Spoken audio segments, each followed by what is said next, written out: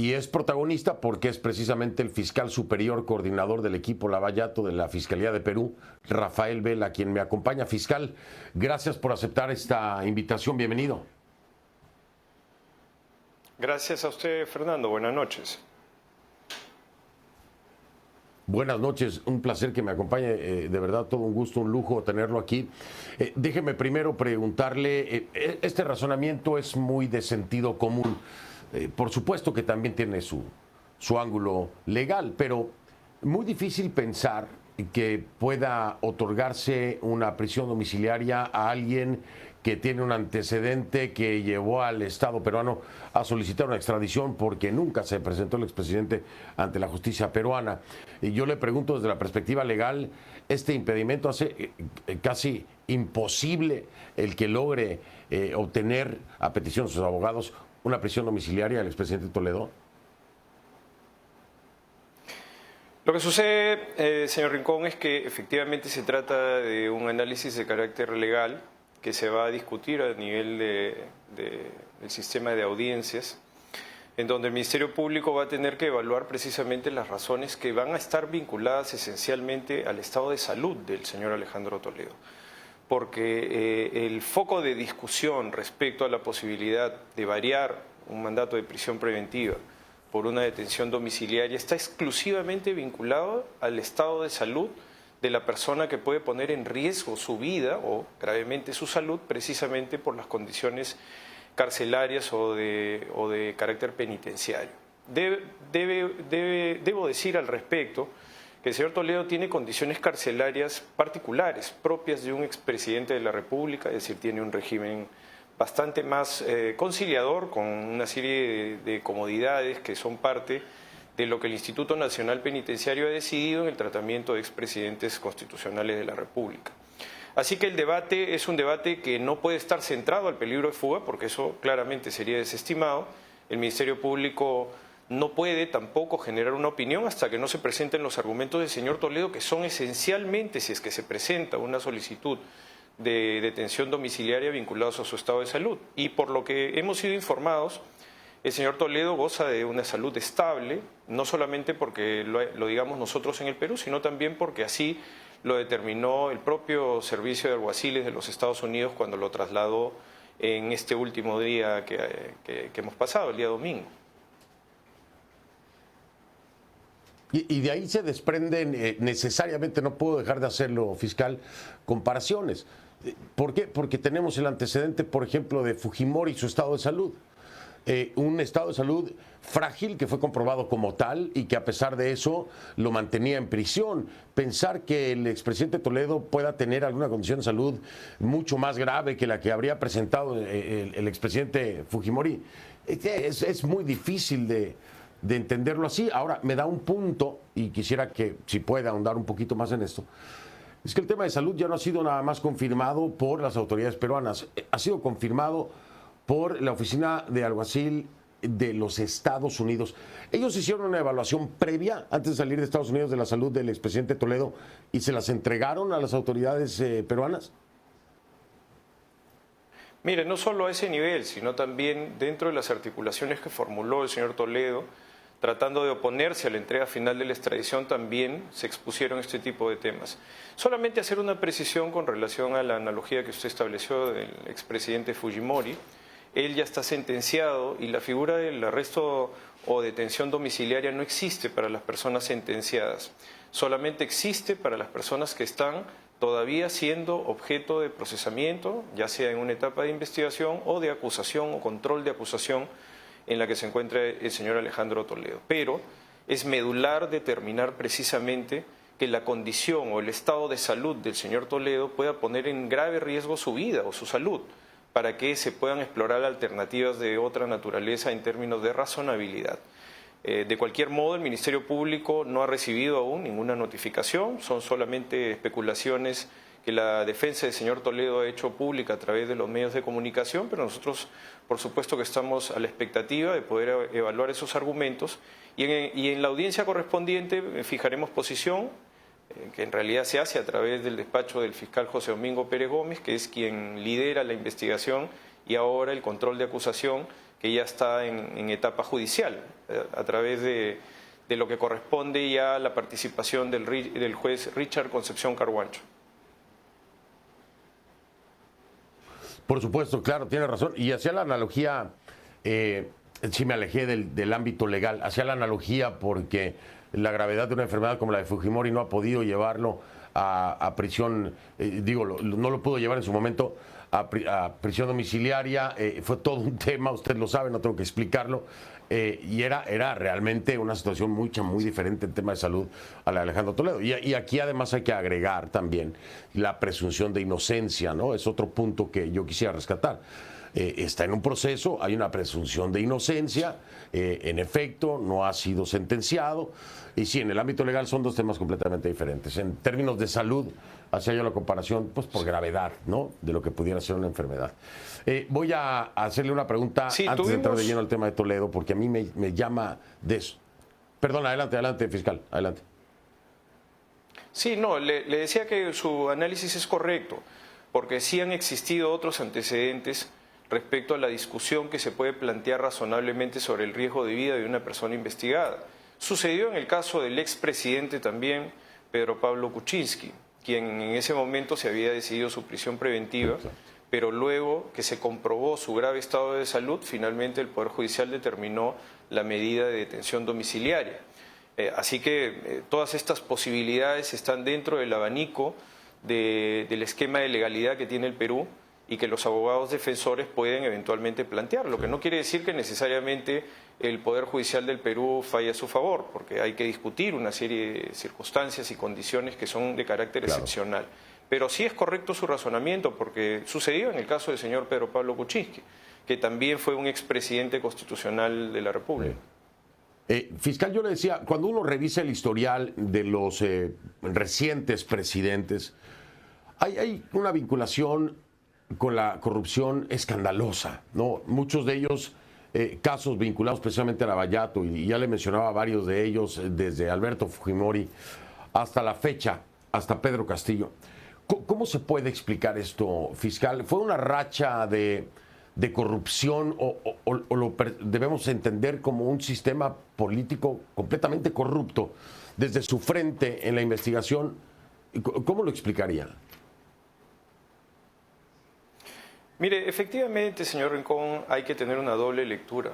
Por un lado, es una noticia penosa de que todos los digamos, la mayor parte de los expresidentes constitucionales tengan problemas con la justicia vinculados a la corrupción, al lavado de dinero y a su vinculación con aparatos de organización criminal. Es sin duda un hecho que para nada nos puede satisfacer como sociedad. Sin embargo, también hay que tomar como una doble lectura, le decía, porque la otra es la posibilidad de que actualmente todas esas personas, independientemente de su condición, en este caso de ser los expresidentes constitucionales de la República, también pueden ser sometidos a la acción de la justicia. Es decir, ahora no tienen un estatuto de impunidad, son tratados por igual y el brazo legal ante las personas que ofenden, ante las personas que transgreden la ley, también puede eventualmente llegarles con todo el músculo suficiente como para que puedan rendir cuentas y se pueda averiguar la verdad en graves casos como usted ha comentado.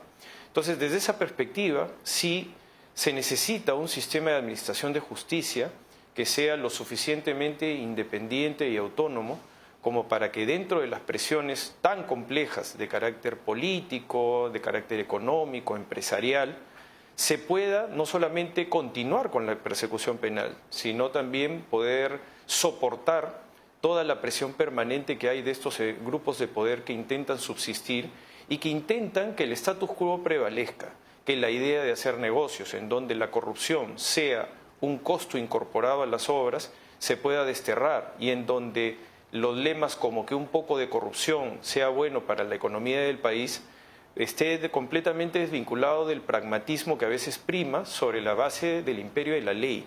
Entonces, claro, es un reto permanente, profesional, que tiene, por supuesto, múltiples dificultades transversales a la política, porque nosotros, señor Rincón, investigamos, es verdad, a políticos que han cometido graves casos de corrupción, lavado de dinero vinculados a aparatos de organización criminal.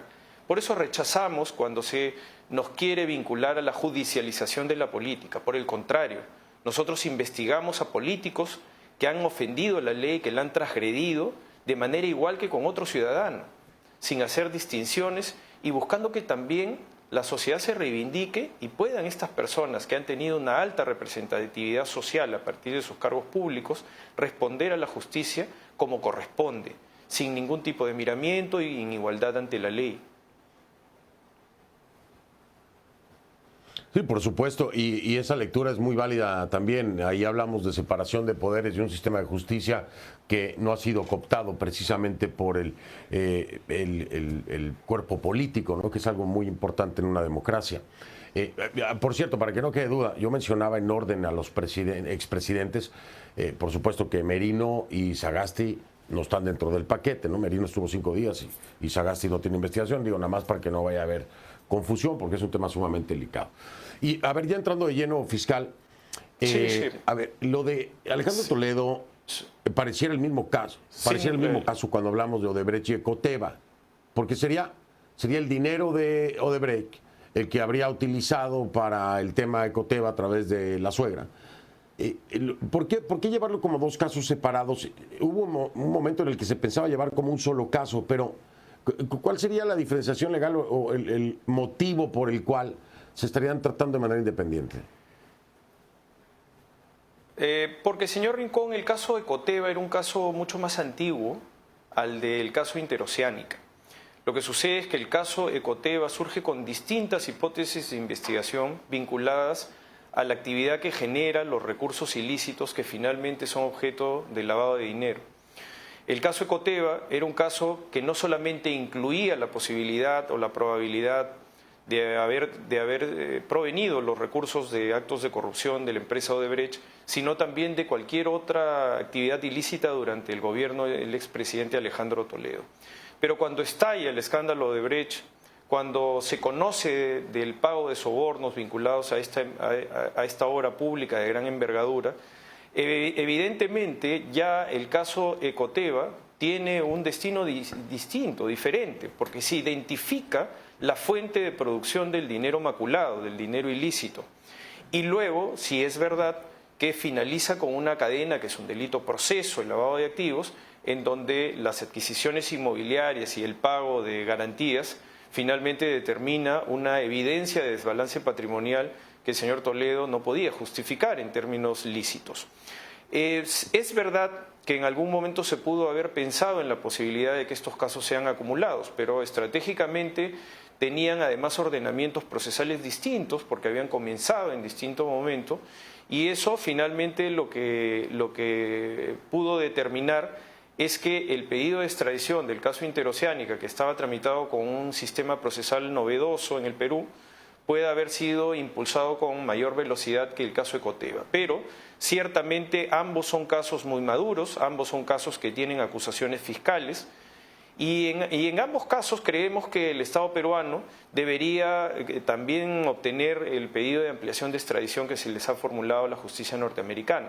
No hay que olvidar que el caso Interoceánica ha generado también un conocimiento previo para el caso Ecoteva, porque finalmente, como le decía, en estos eslabones de los delitos procesos, el delito de lavado de activos es autónomo del caso de corrupción, pero el caso de corrupción sí, por supuesto, tiene un justiciamiento penal distinto e independiente, ¿no? Así que estimamos que de ser el caso, evidentemente la justicia norteamericana se dará cuenta de cómo están planteadas las responsabilidades penales y saber que el señor Toledo, por un lado, cometió graves casos de corrupción y de lavado de activos vinculados al inicio de lo que fue todo el tramado y la obtención de la buena pro o de la obra pública de la Interoceánica, y finalmente el caso Ecoteva que involucra a sus familiares directos ya en el proceso de adquisición y de blanqueo de capital a partir de lo que fue además el uso de un sistema bastante enrevesado de personas jurídicas domiciliadas en el extranjero, de offshores, que incluso incluye un congelamiento administrativo de dinero de casi 7 millones de dólares en Costa Rica, que no fueron repatriados en su momento, pero que son parte de todo este tramado que llega alrededor de 15 millones de dólares en el caso de Coteva. Con esta pregunta me voy a despedir, fiscal. Alejandro Toledo asegura que no va a ser tratado justamente en el país. ¿Qué le responde usted? Al señor Toledo se le han garantizado plenamente todos sus derechos, no solo porque lo digamos nosotros, señor Rincón. Usted, que es una persona que está absolutamente informada sobre incluso la posibilidad de comparar los sistemas de justicia en términos de su garantía, sabe que el proceso de la extradición del señor Alejandro Toledo ha sido sumamente minucioso, prolijo y además también hipergarantista por parte de la justicia norteamericana. No se ha limitado solamente a la justicia federal, sino también el señor Toledo ha hecho uso de todos los medios y recursos de oposición para evitar su extradición. Todos ellos han sido desestimados y rechazados por la justicia norteamericana y claramente se ha certificado que el sistema de administración de justicia en el Perú es un sistema que garantiza los derechos del ahora acusado señor Toledo, y el debido proceso determinará su culpabilidad o inocencia conforme ya ha correspondido a su entrega física. Así que desde ese punto de vista para nosotros es, por supuesto, no solamente un mensaje positivo de que otro país independiente, autónomo como los Estados Unidos, con un sistema de administración de justicia con madurez, puede haber certificado de que en el Perú no se persigue por ideas, no se persigue políticamente, sino porque hay una causa probable de juzgamiento necesaria para evitar la impunidad, además, en el caso específico del Perú, de un expresidente constitucional de la República. Y para nosotros como Fiscalía determina también la certificación de la eficiencia del trabajo que realizó el despacho del fiscal José Domingo Pérez Gómez, que a partir de culminar procesos de colaboración eficaz corporativos, a partir de hacer una averiguación exhaustiva e incorporación documental suficiente, pensamos que podrá lograr en un corto tiempo la condena del señor Toledo por estos graves cargos. Y es importante subrayar lo que dice el fiscal Rafael Vela. A ver, yo no digo, a ver, ¿cómo se lo pongo?